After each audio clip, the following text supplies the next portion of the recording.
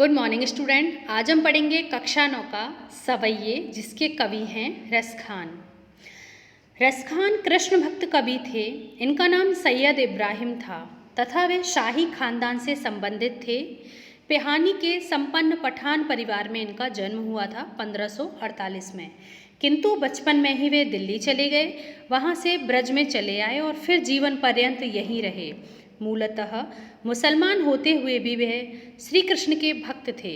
रामचरितमानस का पाठ सुनकर इनके मन में काव्य रचना की प्रेरणा हुई। इनकी भगवत भक्ति को देखकर बल्लवाचार्य के सुपुत्र गोसाई विट्ठलनाथ ने इन्हें अपना शिष्य बना लिया। ये अष्टछाप के कवियों में से एक हैं। कवि रसखान कृष्ण की भक्ति में इतने तल्लीन हो गए कि अगले जन्मों में भी ब्रजभूमि को त्यागना नहीं चाहते थे, भले ही उन्हें पशु का जन्म क्यों ना मिले, पशु पक्षी क्यों ना बनना पड़े। इनकी मृत्यु हुई थी 1628 में।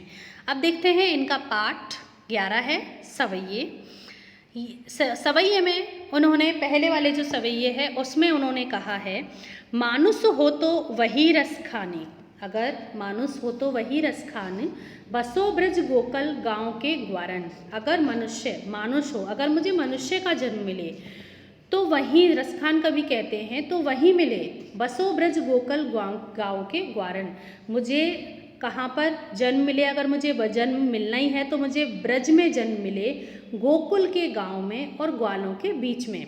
अगर मुझे मनुष्य का जन्म ही मिले तो मुझे ग्वाले का जन्म मिले, जिससे मैं ब्रज में रह सकूं, गोकुल में रह सकूं। जो पशु हो तो कहाँ बस मेरो। अगर मुझे पशु का जन्म मिले तो इसमें मेरा कोई वश नहीं है। चरो नित नंद की धेनु मझारन। लेकिन मैं कहाँ चरना चाहता हूँ, कहाँ रहना चाहता हूँ, मैं उन्हीं गायों के बीच में रहना चाहता हूँ। किनके? श्री कृष्ण की जो गायें हैं, मैं उन्हीं के बीच में रहना चाहता हूँ। नंद बाबा की गायों के बीच में मैं गाय बनकर ही विचरण करना चाहता हूँ, वहीं मैं रहना चाहता हूँ।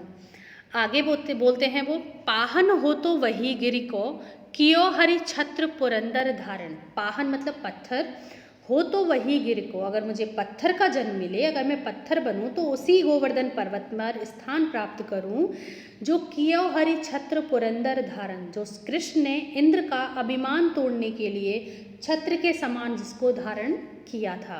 जो खग हो तो बसेरो करो, मिली कालिंदी कूल कदम्ब की डान। यदि मैं पक्षी बनूं, खग मतलब पक्षी, यदि मैं पक्षी बनूं तो यमुना के किनारे कदम्ब की डालियों पर ही बसेरा करूं। मिली कालिंदी मतलब यमुना, कूल मतलब किनारा, कदम्ब की डारन, डारन मतलब होती हैं डालियां, कदम की जो डालियां होती हैं ना, उन्हीं पर मैं रहना चाहता हूँ। इसमें भाव इन्होंने यह बताया है कि वो किसी भी अवस्था में ब्रज क्षेत्र को नहीं त्यागना चाहते हैं, वो ब्रज में ही रहना चाहते हैं। ये कुछ शब्दार्थ हैं। मानुष मतलब मनुष्य, बसो बसना, ब्रज जगह का नाम है, ग्वारन ग्वाले, चरो मतलब चरना, नित मतलब रोज, मंझारन बीच में, बसेरो बास करना, खग पक्षी, कालिंदी कूल यमुना नदी का किनारा, कदम मतलब कदम का वृक्ष, धेनु मतलब गाय, पाहन पत्थर, गिरी पर्वत या फिर पहाड़, पुरंदर कहते हैं इंद्र को, धारण मतलब धारण करना। अब आगे वाले में वो कहते हैं, आगे वाला जो उन्होंने लिखा है सवैये में, उन्होंने कहा है, या लकुटी अरु कामरिया पर, राज तिहुपुर को तजीडारो। रसखान कवि आगे इसमें बोलते हैं, उनका प्रेम श्री कृष्ण के प्रति अनन्य प्रेम था। वे हर अवस्था में ब्रज क्षेत्र में अपने इष्ट को प्राप्त करना चाहते हैं, चाहे कोई भी कैसा भी उन्हें त्याग क्यों ना करना पड़े, वो ब्रज में ही रहना चाहते हैं। और वो कहते हैं कि मैं ब्रज क्षेत्र में ग्वालों के गैयों को चराने के लिए इस लाठी और उनके द्वारा ओढ़े जाने वाले कंबल के बदले तीनों लोकों का राज त्यागने को तैयार हूँ। या लकुटी और कामरिया पर, उनकी लकुटी और कामरिया पर तीनों लोकों का राज त्यागने को तैयार हूँ। आठों सिद्धि नौ निधि कौसुख, नंद की गायों चरायो बिसारो। वो नंद की गायों चराने के लिए क्या करना चाहते हैं, आठों सिद्धियाँ और 9 निधियों का भी सुख बुलाकर क्या करना चाहते हैं, नंद बाबा की गायों को चराना चाहते हैं। आगे उनका प्रेम क्या बता रहा है यहाँ पर, रस खान कबो इन अखियन सो, ब्रज के बन बाग तड़ाग निहारो। वो कहते हैं मैं ब्रज के क्षेत्रों में बनों बागों और तालाबों को अपनी आंखों से कब निहार पाऊंगा। रस खान कहते हैं इन आंखों से मैं कब देख पाऊंगा ब्रज के वन बाग तालाब, तड़ाग मतलब तालाब को। कौटिक एक कल धौत के धाम, करील के कुंजन ऊपर बारो। वो कहते हैं कि मैं ब्रज के क्षेत्र में उगी जो करील की कटीली झाड़ियाँ हैं उन पर मैं करोड़ों महल, कौटिक के कल धौत के धाम मतलब वो करोड़ों महल उनके ऊपर वारने को मतलब त्यागने को तैयार हूँ। शब्दार्थ, लकुटी कहते हैं लाठी को, कामरिया कंबल होता है, तिहु तीनों, तजी मतलब ताजना तज देना छोड़ देना, आठों मतलब आठ, नवो नौ, आखिन आँख, तड़ाग तालाब, कौटिक करोड़ों, कल धौत के धाम सोने चांदी के महल और करील कांटेदार झाड़ियाँ। अब देखते हैं आगे की लाइन में वो क्या कहने वाले हैं हमसे। यहाँ गोपियाँ अपने प्रेम को व्यक्त कर रही है। एक गोपी दूसरी गोपी से कहती है, श्री कृष्ण के प्रति गोपियों का निश्चल और निस्वार्थ प्रेम बताया गया है। गोपी श्री कृष्ण के लिए कोई भी रूप धारण करने को तैयार है। अब वो क्या कहती है, श्री कृष्ण की भक्ति से वशीभूत होकर श्री कृष्ण का स्वांग करने को भी तैयार हो जाती है। रसखान जी इसका वर्णन करते हुए कहते हैं कि गोपी कह रही है, मोर पखा सिर ऊपर रखियो, मैं श्री कृष्ण के सिर पर रखा हुआ मोर पंख अपने सिर पर धारण कर लूँगी। गुंज की माल गले पहनूंगी, जो गुंजा की माला होती है ना उसको भी मैं अपने गले में धारण कर लूँगी।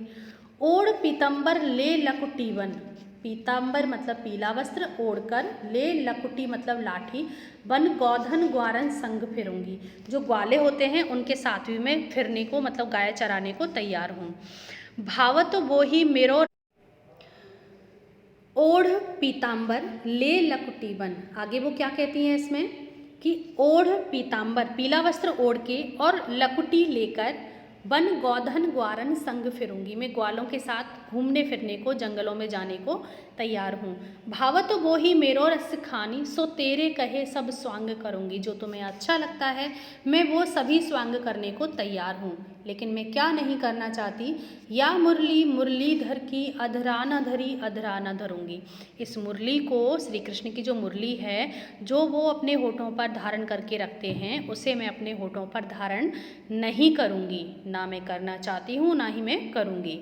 मोर पखा का मतलब मोर का पंख राखी रखूँगी, पहिरूंगी पहनूंगी, ओढ़ी मतलब ओढ़ना, पीतम्बर मतलब पीला वस्त्र, लकुटी मतलब लाठी, अधरान मतलब होठों पर, गौधन मतलब गाय, ग्वालन मतलब ग्वाले, फिरूंगी मतलब घूमना फिरना, भावतो अच्छा लगना, स्वांग करना नाटक करना। मुरलीधर कृष्ण को कहा गया है और धरी होता है धारण करना। आगे वाले जो इसका सवैया है उसमें श्री कृष्ण की बांसुरी की धुन और उनकी मुस्कान का प्रभाव अचूक है। गोपियाँ स्वयं को इनके सामने विवश पाती हैं और वे स्वयं को संभाल नहीं पाती।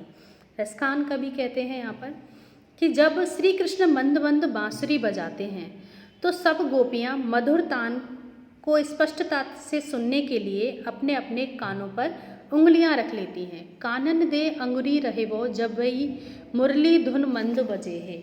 मैं कानों में उंगलियां दे के रखती हैं जब उनकी मुरली की मंद मंद ध्वनि बजती है। मोहिनी तानन सो रसिखानी, अटाचड़ी गोधन गेहे तो गेहे। बांसुरी के मधुर तान को सुनने के लिए वे अपना अपना काम छोड़कर अट्टालिकाओं पर चढ़ जाती हैं। उनकी गायें जहाँ कहीं जाती हैं तो जाएं, उन्हें गायों की चिंता भी नहीं रहती। अब आगे कहती हैं वो, टरी कहो सिगरे ब्रज लोगनी, काली कोई कितनों समझाई हो। अब आगे वो कहती हैं कि ब्रज के सभी लोग चाहे पुकार पुकार कर कहें कि कल चाहे कोई कितना भी हमें समझाए, लेकिन माईरी व मुख की मुस्कानी, संहारी न जेहे न जेहे न जेहे। लेकिन हे माँ, जब श्री कृष्ण मुस्कुराते हैं तो उनकी मुस्कान हमसे संभाली नहीं जाती है। भाव यह है कि गोपियाँ तो मानो श्री कृष्ण की मधुर मुस्कान पर स्वयं ही खो चुकी हैं, अब उनका हृदय अब उनके बस में नहीं है। भाव यह है कि श्री कृष्ण की मोहक मुस्कान का प्रभाव का मनोरम चित्रण यहाँ पर किया गया है। श्री कृष्ण का सुमधुर बंसी वादन व मोहक मुस्कान किसी को भी वश में करने में समर्थ है। उसमें मुग्धकारी प्रभाव है। गोपी की तन्मय अवस्था और कृष्ण के प्रेम में पूरी तरह सर्वस्व हार चुकी मन स्थिति का भी बहुत ही मनोहारी वर्णन किया गया है। कानन का मतलब होता है कान, अंगुरी मतलब उंगली, रहीवो मतलब रख लेना, जब ही मतलब जब भी, समझे हो समझाना, मोहिनी मन को मोहने वाली आवाज़, अटा अटारियाँ, ब्रज लोगनी ब्रज के लोग, संहारी मतलब संभालना। ये आपका पाठ था रसखान का सवैये।